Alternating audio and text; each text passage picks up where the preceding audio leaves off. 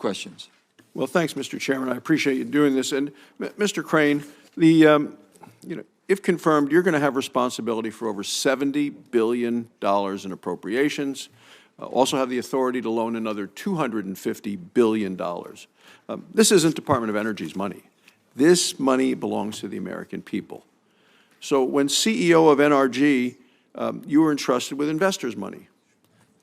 According to the New York Times, and I have the article here from August of 2016 that, Mr. Chairman, I'm going to ask to be presented in the part of the record. Without objection. Without objection, sir. So you lost 63% of the NRG's value in a year and you were fired. One financial analyst told the paper, "We all believe in renewables, but investors lost confidence in the management team." So in light of your record, why should we believe that you're going to manage the American people's money better than you manage the NRG's money? Thank you for the question, Senator. I think on the topic of NRG share price actually traded principally in close correlation with natural gas prices, and the 63% reduction you're talking about was actually consistent with other companies in the industry. I think if you look at my track record in terms of investment in big projects, my background in project financing, you look at things like the credit rating of NRG, no one ever lost a dime in terms of investing in NRG debt. So I would say that the type of big projects that you say, because it is a huge amount of money that you're talking about, and it is American taxpayer money. And so I take the responsibility very seriously, and I believe that I've got the skill set and the sense of prudency to be a careful steward of that money.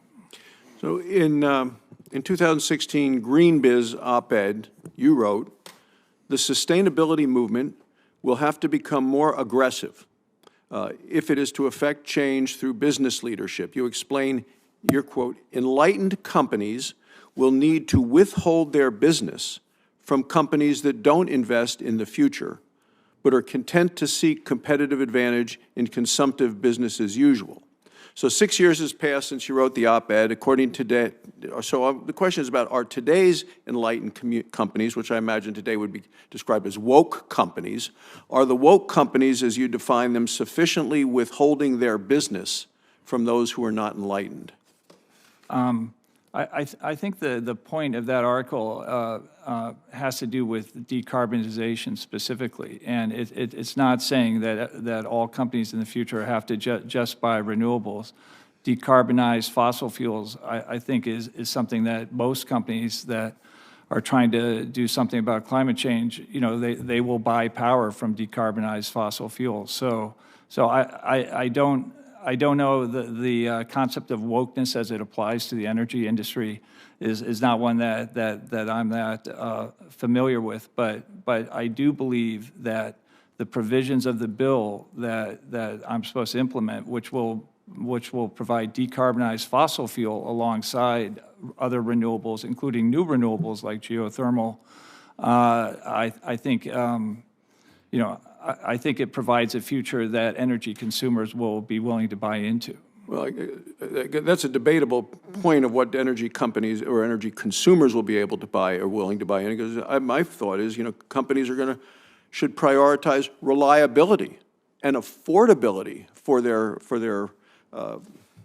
users. So, should companies prioritize reliability and affordability when producing energy, even if it means purchasing energy derived from coal or natural gas or oil?